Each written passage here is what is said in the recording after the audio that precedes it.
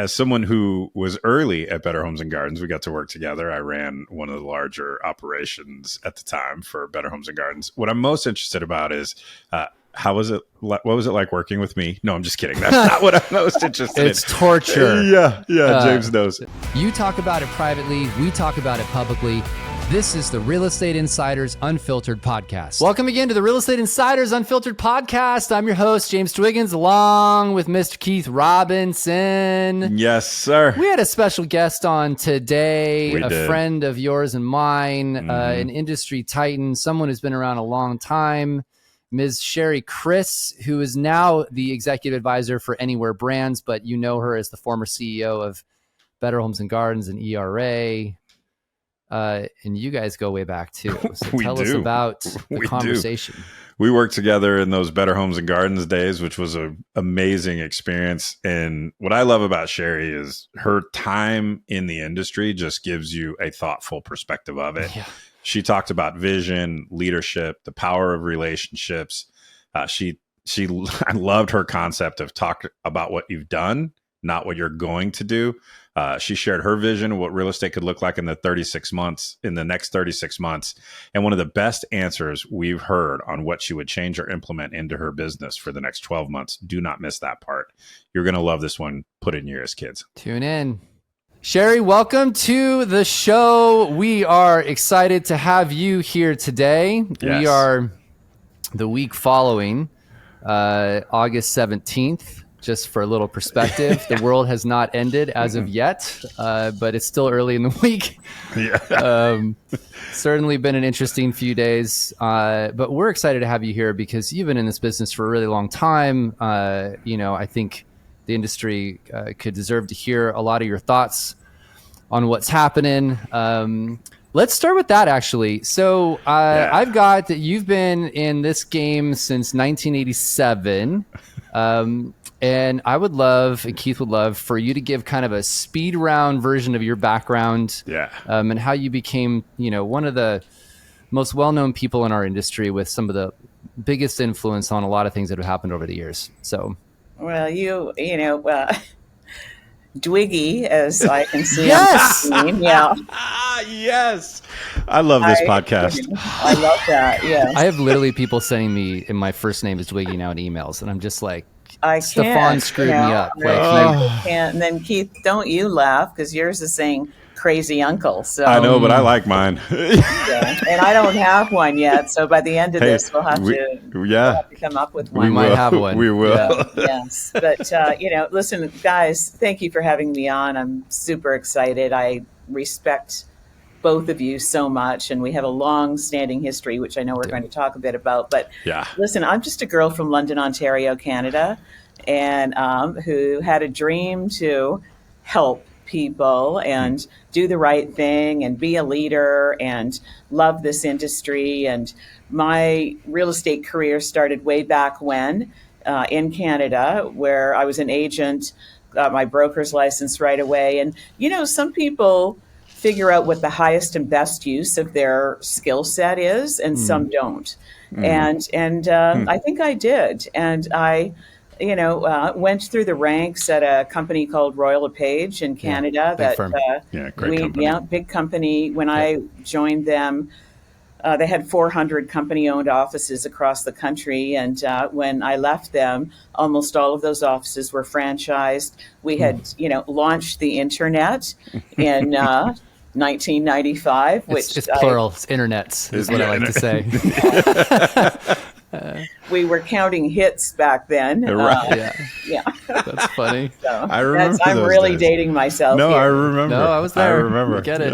Yes. Yeah. But that learning and opportunity there actually brought me to the U.S. and ultimately with my dream company, Realogy, and one of my dream mentors, Alex Perillo, who was wonderful in bringing me in. And almost 20 years later, I'm still here. I'm in the office today, actually. I'm in the Better Homes and Gardens space, and which is wonderful. that And we're I almost thought it was a Zoom background because it was the animation, but that's actually the trees going in the background. So in Madison, New Jersey. That's why they call New Jersey the Garden State, because there are trees, and it's. Well, that's we're going to dive pretty deep into a lot of your career and things. Just because we do this with all of our guests, we call a couple of our rapid fires. Keith can kick us off. Yes. Just to get to know you a little bit and everybody hear some of the stuff that you're doing. So I know you'll have good ones for this because you're a reader. Favorite book or podcast this year or ever, whatever, and why? Okay, well, favorite book right now is a book by Dr. Peter Attia, and it deals with longevity and health. And I have, for the past over a year, been on a journey of longevity, wellness, and health. And part of it I attribute to my friend Brad Inman, who launched Live Long. And so we were, in parallel paths together, mentoring each other through our wellness journey. So that book is fantastic. And Dr. Attia has a podcast as well. But I don't want to just end it there because I have 3 podcasts. I'll go fast. One is his, and where he talks about wellness. The other one is How I Built This, which is a very popular podcast. love that pod. And it really, almost everything applies to real estate. You're right. Sure. Right? Yeah. I mean, all roads lead to real estate. And so I urge the listeners to just pick different sessions out of that and listen to it. And the third one, I hope you don't mind me saying this. No, go ahead. It's our own podcast, What Moves Her. Yeah. And it's really featuring women and men in leadership, telling their personal and business stories so the audience can learn and maybe do things differently. So thank you for allowing me that plug. Yeah, and we'll put them in the course. show notes for you. So All of those, we put all this stuff on our website so people can download the books and listen to the pods that everyone recommends. All right, so my follow-up, my last is, if you could have lunch with one person, current or historical, who would it be and why? Oh boy. So, that would be my mom. And because she passed away when she was 57 years old and of cancer. And so, I'd love to be sitting across from her today. She was, my guiding light, my mentor, such a strong female influence. So I'll have to leave it at that before I start crying on the podcast. Well, that's always, I think we can all relate to that on some level or another. So we'll dive into this because this is a question that I really wanted to ask, because you've been in a lot of different roles and leading a lot of different companies. So my first question is, how do you approach these new positions when you're the new person on the team? You come in as the CEO, it's a new team. Like, how do you start that? What does that look like? How do you get the team to meld with you and your vision of the company? Tell us what that's like. It's different in every scenario. So what you have to do is look at the problem at hand, or lack of problem at hand, and really focus your work, put your blinders on and focus your work on the job at hand. So a lot of some leaders come into companies and they feel like they have to change everything. And that's not right. That's wrong. Yeah. What you have to do is identify what needs to be done. And so in some brands that I oversaw, growth was the only opportunity because everything else was running perfectly. In other brands, things needed to be changed and shifted around. But one thing that I will say that remains consistent for me is that I surround myself with people who are smarter than me, that have complementary skill sets, that it's a team effort. It's never one person being the leader. And, there are 2 types of leaders. One is someone that leads with humility, and I would put myself into that category. And the other one is a leader that leads with ego, an ego-driven leader. And not saying that that's wrong, but you asked me what I would do. Yes, you are. Yeah. So how do you balance that? Because in leadership, there's consensus building, and at the end of the day, there are times where you are the decision maker, right? And how do you balance that need for team, power of team, consensus building, unification, right? And Yeah, I know everyone wants to zig on this one, but I truly believe in my soul that we should zag. And as the CEO, this is that it's my job to make those decisions. How do you Absolutely. balance those two things? Absolutely. And the first way that you balance that is by building trust within your team. And I have mentored and coached team members throughout the years that have exceeded their wildest dreams in moving up the ladder and starting as a junior vice president of marketing and ending up as the chief marketing officer of two brands, things like that. Yeah. If you build trust and your team members know that they have a say, absolutely. I value their opinions. But in the end, there truly is only one final decision maker. Right. And you have to build your team that way. And so there's not the expectation that any one person, other than the CEO or leader, has the final say. But you're making those emotional deposits with your team along the way, right? You're developing them, you're mentoring them, you're influencing them. And then there are times where you've got to be like, okay, I appreciate everyone's input, but we're going this way. Totally. Yeah. And, I just talked about one team member, chief marketing officer, and another one who, Rich DiNicola, was my COO for Better Homes and Gardens, then the two combined brands with ERA and BH&G. Now he's the COO for Anywhere. Right. Yeah. Reporting directly to Sue. So his career path has been astonishing and extremely well deserved. Yeah. Yeah. Interesting. I love that, by the way, where you've got this team that will follow you anywhere, and they've gotten successful because you work together on it. You both had goals of what to do. Keith, I know you want to take this next question because it's something that you and I wasn't part of this, so you and Sherry get to talk about this. I'll just take an exit for a second. So James, sip your coffee. I'm on it. Cheers. Or tea. Okay, you created the Better Homes and Gardens brand from scratch. I know it had been a brand before and it went dormant for a long time. As someone who was early at Better Homes and Gardens, we got to work together. I ran one of the larger operations at the time for Better Homes and Gardens. What I'm most interested about is how was it? What was it like working with me? No, I'm just kidding. That's not what I'm most interested in. It's torture. Yeah, James knows. Building a brand from scratch like that, that's such a creative process and such a bold way to go about it. Can you talk about that journey from idea to that first sign going in the ground? Not to mention the timing. And when like just talk to us about that experience of building a brand from scratch.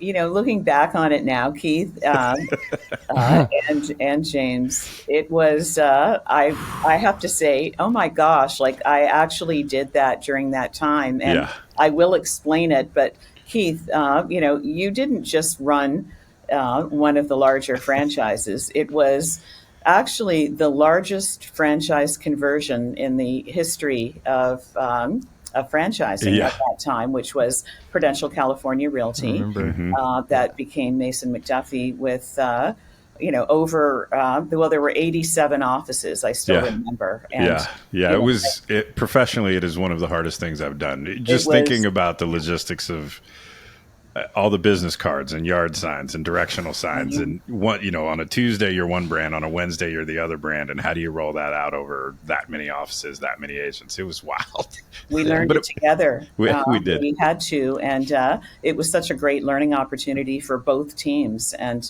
it stands today as one of the greats. But just to step back, when I was asked to take on the leadership of Better Homes and Gardens Real Estate, I thought, wow, like my entire career, I have learned and worked towards this one moment in time.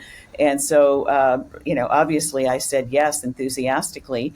But then, I woke up on Monday morning, I thought, I have no agents, no listings, no broker owners, no website. Nothing. And nothing. And there was a deadline of 9 months that we had, from start to finish. So we worked very, very hard. Yeah, that was, and then, 2 months after launch, we launched July 23rd, 2008. And 2 months after launch, the financial crisis I was and going to meltdown. say, yeah, listeners, mark that date. It was, Yeah, it was, Those of you that were not here at that time, Yeah. you think the past 2 years were bad? You have it no was idea. nothing. No, you had no idea. And here's the interesting thing, though, is that every challenge brings incredible opportunities. And so, for a moment, we thought, "Oh boy, what are we going to do? How are we going to sell franchises here?" But in actual fact, broker owners were looking to move forward to the next phase of their business lives. And so the newly launched Better Homes and Gardens Real Estate offered a great opportunity to, kind of erase the past and look at like a lifestyle brand that was Right. very different and unique and had a different value Yeah. proposition. Yeah. at a time when, look, everyone's a lifestyle brand today, right? Or they call themselves Exactly. that, right? This was my first real interaction and immersion with a company that was really trying to build a lifestyle brand. Yeah. That meant something beyond the sign in the ground. Well, you were Prudential before, right, Yeah. Keith? Yes. I was Realty World. Like, Yeah. it was built in the 70s, and it felt like the 70s called, and they wanted their logo back. Like, it was, I remember when Sherry came out with it, and I never said this to you, Sherry, but when he came out, I was like, oh, shit. Like, this is actually something that's going to resonate with the consumer, and it's about the consumer, and it's not about the names of the companies or the owners of the business, or, so that was... It was still is, but was very innovative at the time, for Well, sure. thank you. We had a lot to work with because, we had a magazine and a brand that had and still has over 90% consumer awareness. Yeah. And across all demographics, which was a lot to work with, but you had to decide how to work with it. So, Right. you Right. can be handed anything if you don't have a team around you that Yeah. knows, what to do and is willing to take calculated risks like I do and always have. That's the winning combination. I have a question. We're off script. Sorry about that. But my experience of working with you during that time and observing you since, though obviously not as intimately when we were in the trenches together, is you have this combination of relentless positivity and hard work. And I'm curious if you feel that's accurate, and then which trait do you think has made you the most successful? And were you born that way, or were you made that way, or both? So, Wow, that's a good question. Yeah. I have a positive outlook on life, and I always have, and since childhood, and always will. I think I look at things differently than some other people. I, love to analyze, but I just talked about taking calculated risks. And so I dream about what could the upside be? Yeah. And, that's a dream, and that's creative visualization. There's a book written about that. And then what is the potential downside? And am I willing to take that risk for the upside? And if I'm not, then it's not going to happen. And that's how I live my life. And it's actually worked out fairly well. I mean, no one's life is perfect. And so it is a combination of vision and execution. So the vision is the positivity piece, and the execution is the hard work. I didn't take a vacation for years because I was afraid that I would miss a sale. No, I remember, now granted, you were on the East Coast, I was on the West Coast, so there were some time differences that added to this, but I would get emails from you at like 4 a.m, New Jersey time. I was like, what's she doing awake? She's probably still up for the next.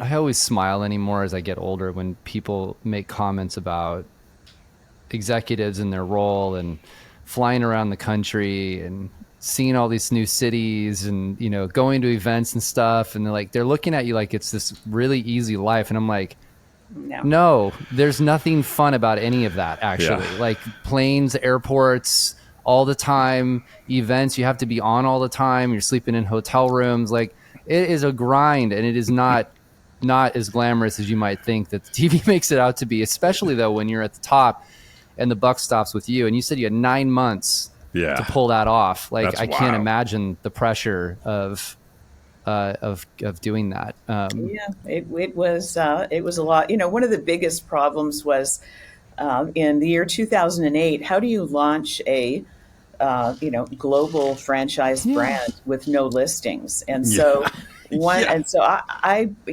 I thought, what are we going to do? And I called, I reached out to the big portals like Realtor.com and Zillow, and I said, can I have your listings? And actually, Zillow said yes, and so. And we framed the Zillow site in. Remember when we used to use words like frame? Yeah. Yeah. Yeah. Yeah. Yeah. Some people listening won't know what that means now, Yeah. but yeah. Some will. But Yeah. then that was legal, and other real estate brokers saying, how did How'd you you do do that? that? You Mm-hmm. know how I did it? I had created a relationship, and I asked the question. Yeah. That's how you do it. And Yeah. so that was a moment, but actually a good one. I Yeah. mean, you were able to get market share and stature without having to join Right. every MLS in the country, which at that time would have been probably 1,000 of them. Now that I think about it, because Exactly. we're down to Exactly. 500 roughly. Right. Sure, I have a question I want to ask, and this is I know it's an important question for the industry. There are very few women in executive roles that are running major brands.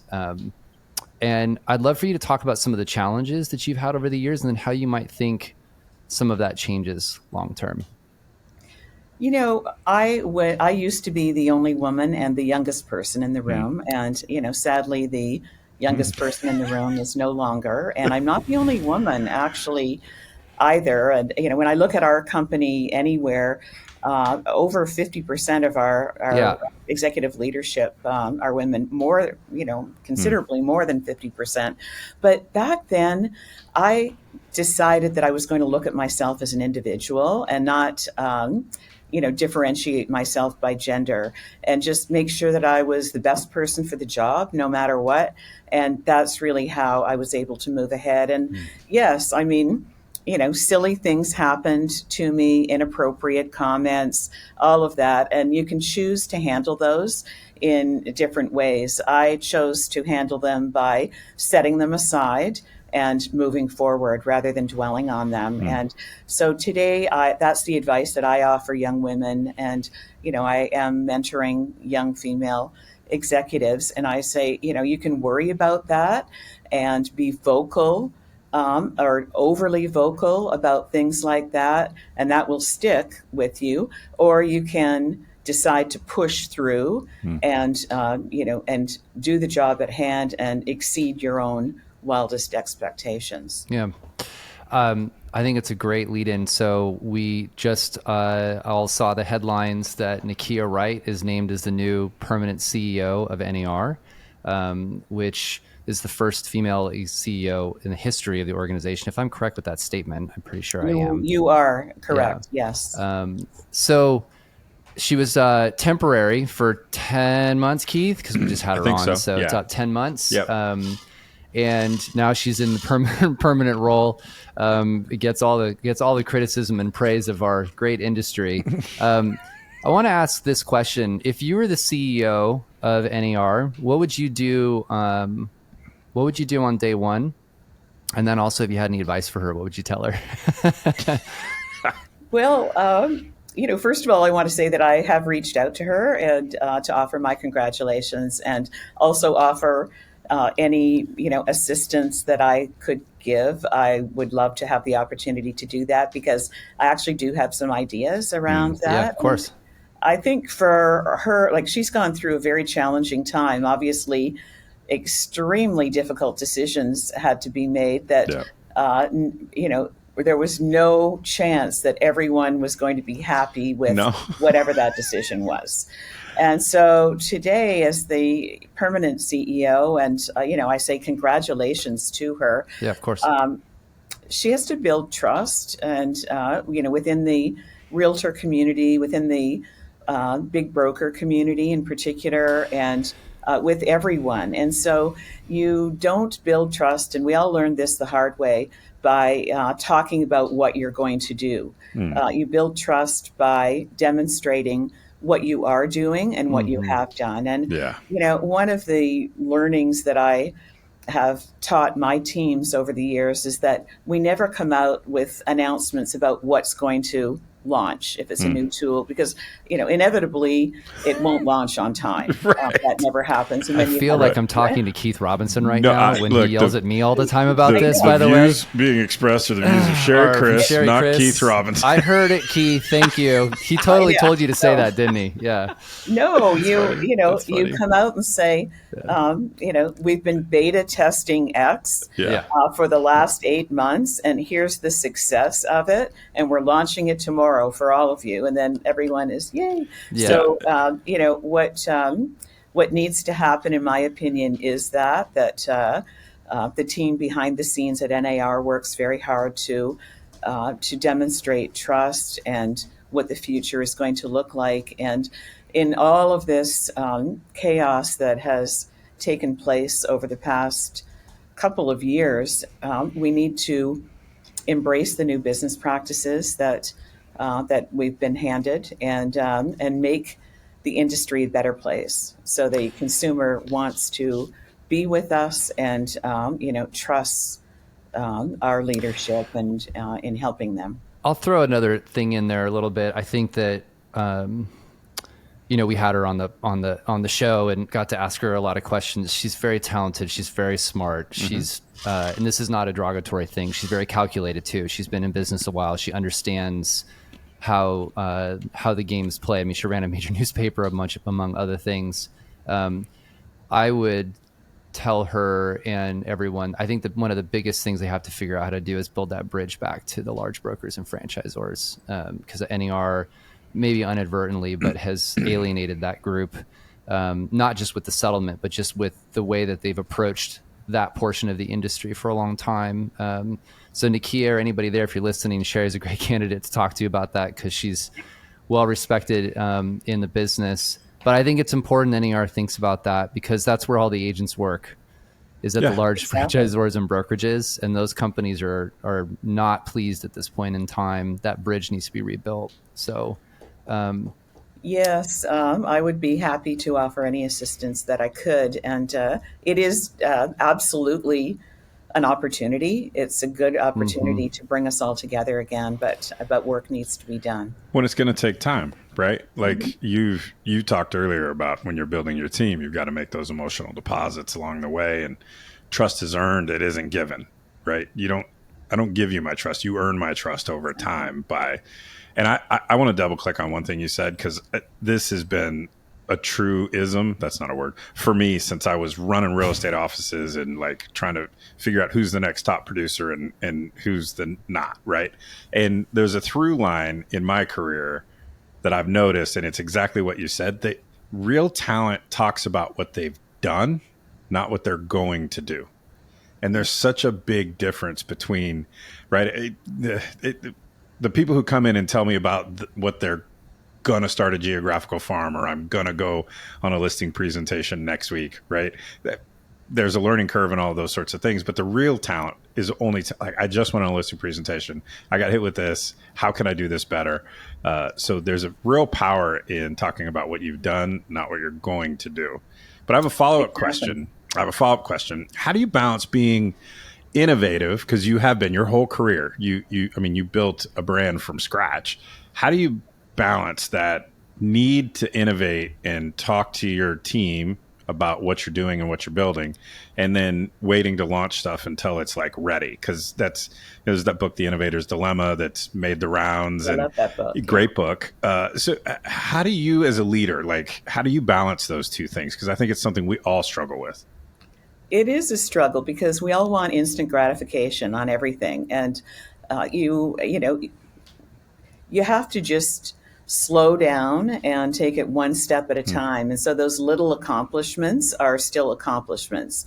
Don't just look at the end game saying, I'm going to launch a brand with a team of people in 9 months and nothing happens in between. There have to be the little accomplishments. The mile markers. Yeah. And that's where you can really feel good about yourself when you wake up in the morning and say, I accomplished this. We completed the website. And, one of the things that I did 15 years ago, which is nothing new to anyone, but we had two full-time project managers that had hundreds of tasks on their project list. And 2 days before launch, there were two tasks on each list. And so Right. that in itself was a huge accomplishment in Yeah. the weekly meetings where, the list was getting smaller and smaller and certain, things were built and ready to go. And if you run your business that way, it is satisfying each and every day.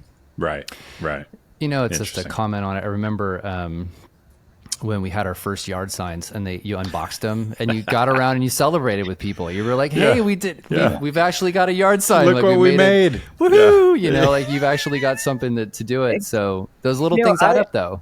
You just brought back this incredible memory when with BH&G, we were trying to decide on the color palette. And so we had our sign company make up signs in, like, this is so, low tech. I'm almost embarrassed to say it, but it's one of the things that you have to do. So we had the sign company make up signs in all different colors that we had that we liked. And they had to fit in with the magazine and everything. And so at our old headquarters, we put signs it was a long drive, and we put signs all up the drive, and a bunch of us drove our cars up and down. And Yeah. That's actually really clever. It's smart. It was Yeah. good. Because And that's how the human being consumes it, right? The human that's being. it. And then, everyone else in the building, because, we have 6 brands, Right. were looking out the window saying, what why do the they heck get to is do going that? on? How are you doing? So- What's funny though is people are probably like, oh my God, we're talking about yard signs. I'm like, yeah, just shut up for a second. Cause you all got your first yard sign and like, check it out, honey. And like, you're Yeah. looking at it going, you were excited too. So, And to me, and this is, again, I have some knowledge of this because we work together, right? But at the end of the day, the leaders who can operate some of their day at 35,000 feet, but never lose sight of the fact that a human being is going to drive by this sign and what does it look like, right? That's where greatness is. That's where you are thinking about the end user and how easy is it to read the agent's name on the sign? How can I get the phone number quickly? Do I find the phone number quick? Because that's how it is consumed in the real world. Exactly. Right? Yeah. Right. Yeah. Exactly. So speaking of that, I think it's a good segue to this question from, sort of having vision and thinking through a different perspective. There seems to be 2 camps right now, especially since post August 17th. The happy and the unhappy? There's that. Which 2 camps? Well, I'm going to explain them, Okay. but I'm going to put it in this way. The people that are trying to hold on to the way things were, and then the camp of like, this is what, whether you agree with it or not, what the plaintiff's lawyers, what the DOJ wants, this is where we're going eventually. And it seems to be like very 2 divided groups on this. So I guess my question is what do you think the industry needs to do to get past this? Like how do you, I mean, you guys are working on this too. How are you approaching it? How are you leading your people through this division of, I don't want to change things and screw the lawyers and like, hey, it is what it is. We got to move forward. Like, how do you balance that? You have to move forward. And for us, what we did is, and I wasn't directly involved in it because I don't oversee any brands anymore. I have a new role. But with our company-owned agents, that was led by Comedy Lane and, our legal team and a lot of people involved. And so our agents were prepared and ready to go on August 17th. And the same with our franchisees, where our franchise servicing teams worked very closely with all of our franchisees across all of our brands and made sure that everything was ready. And today, I came into the office today and ran into a couple of team members and I said, how did it go? And they said, fine. Like they were meeting every day. They were meeting with franchisees and there's no reports of anything bad happening. Yeah. And, when I scanned the news as well, I didn't, there wasn't really anything. And so that should tell the people that are holding on to the old that, hey guys, it's time to move forward. It's hard, but it's time to move forward. it's, if you want to go way back, we can remember when we shifted from the book, the internet. For those of you listening, there literally used to be. I'm really dating myself. No, I remember the book. I remember the book. I remember it. Yeah. There was a book that would sit in a real estate office. Yeah. And you would literally, that's how you found the active listings. Just for clarity on how far I go back with it, I remember when the MLS system was a dial-up. Nobody knows what that is. And the system was called Boris. So like, just for clarity, I remember. Wow, I'll doing a podcast today. So we're going to lose some listeners unless we try to get canceled every week. So I don't mind. It's fine. It's a goal of ours. So why do you think there are, is it change resistance? Why is there a decent percentage of the overall industry population who is just dead set on some crazy ass workaround or, what do you, I chalk it up to people are resistant to change, and they're even more resistant to change that's forced upon them. Mm-hmm. Is that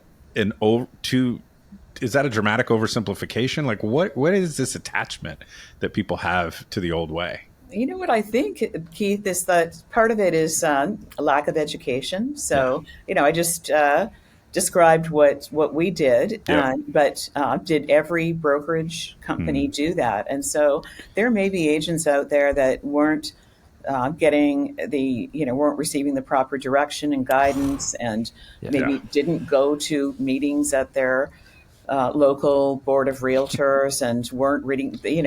I believe that a lot of it has to do with education. And also, and bold leadership too, because a lot of the people that are leading the industry are being reactionary versus just going, this is where we're headed. This is what we need to do. Let's read the tea leaves. Let's move our people there. It's going to be controversial now, but it'll be the right move long term. I give a shout out to my friend Leo. It runs EXP. He took some arrows the past few weeks, but he made some decisions for his brokerage that are the right ones. It's where we're going. And, he took some shots on it, but I was chatting with him and he said, look, it was tough the first 3 weeks, but it's gotten better now. Our people are on the same page. Good. I think a lot of it is, to your point, Sherry, it's people on the other side that are going, why are you doing this? And I don't understand. And they don't have any knowledge of it. Leo's a great guy. And, it's, I think the agent on the street sometimes thinks that from a brand perspective and a competitiveness perspective, that the CEOs of brands and large companies all hate each other for some reason. But the opposite is true. We collaborate with one another. We actually talk to each other. In fact, NAR had a long-standing group for many years that I've been involved with for many years, the Real Estate Services Advisory Group, where we met twice a year. And I'm hoping that Nakia will just build on that and bring everyone together. But it's not easy, but we need to collaborate more in this industry and not be seen as competitors. And for the lawyers who are listening,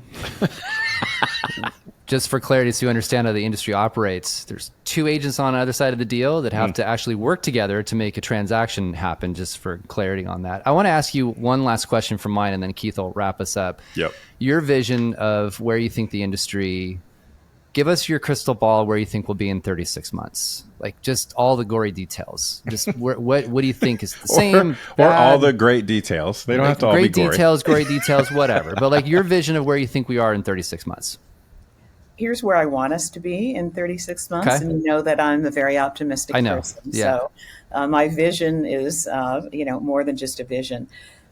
I think that we will have overcome all of this, and we have gone through worse, as we talked about earlier, and that we are working together as an industry, and we're over the fact of trying to decide, did we want this change? Did we not want this change? We accept the change, and it is a better place for the end consumer, because when all is said and done, that is our bread and butter. It's not what we want. Yes. It's how we effectively service the end consumer, number one. And number two, that the end consumer actually trusts us as an industry. And, because, listen, there's been a lot of negative press about us. Right. And really what we do is help people. And here I'm going to, get a little Pollyanna-ish. Do it.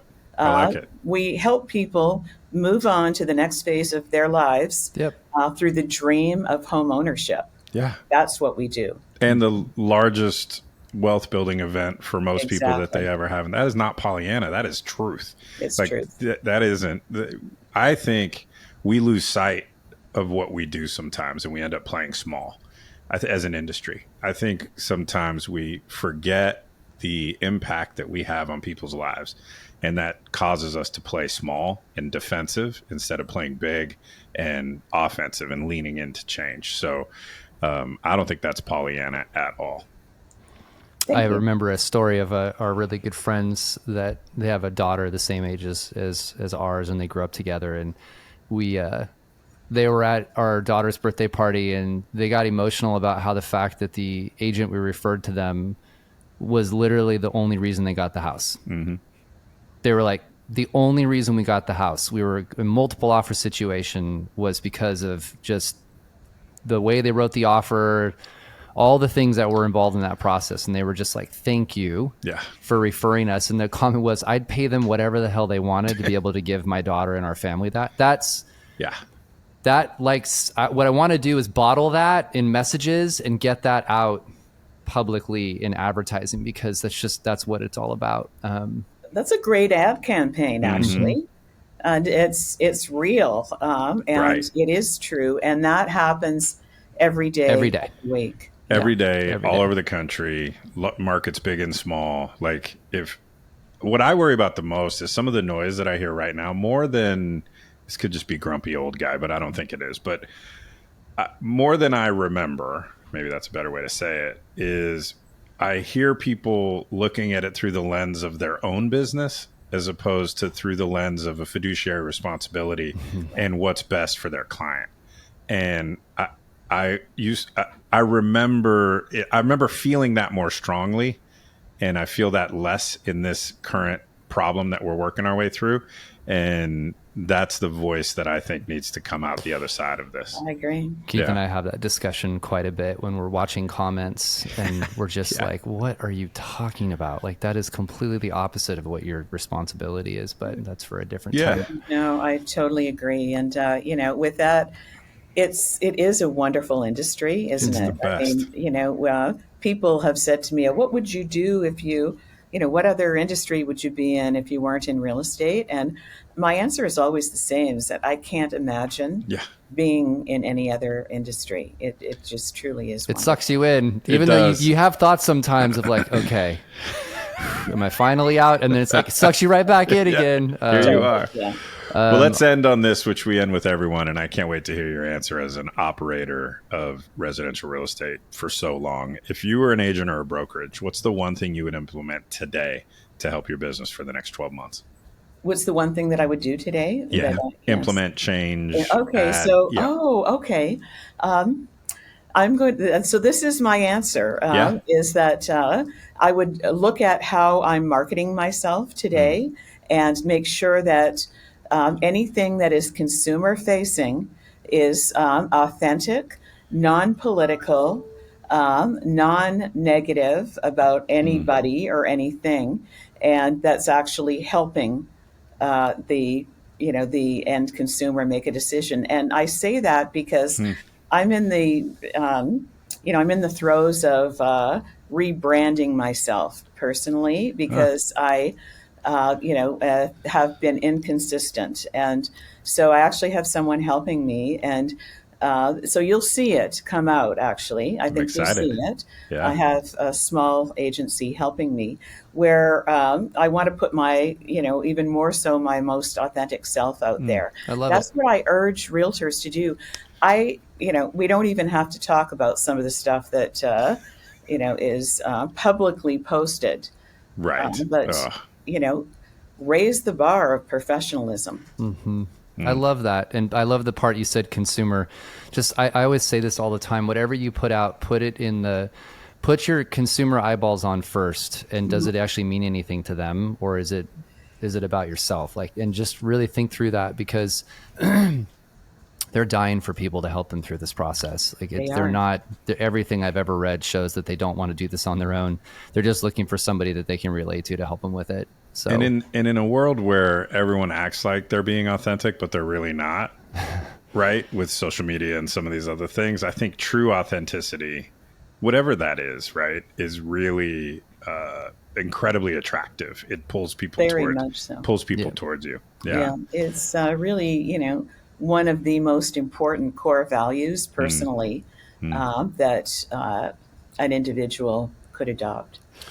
Well, Sherry, thank you so much for being here. It was an honor to have you on the show and talk about all of the accomplishments. Keith got to go down memory lane a little bit as well, which was awesome. And we look forward to having you back. And do share all those links with us. We'll put them in the show notes for viewers and listeners to go to those podcasts, as well as we'll look forward to seeing this new authentic branding that you're doing. So we'll follow that too. Thank you. Yeah. Thank you, Sherry. It's great to catch up. Thank you so much. Of course. I'm honored. I really am. So it was great to have you here, and we'll have you back again for sure. So thank you. Thanks, Sherry. It's our job to say out loud what everybody's only thinking to themselves. It's your job to subscribe to this podcast so you never miss an episode.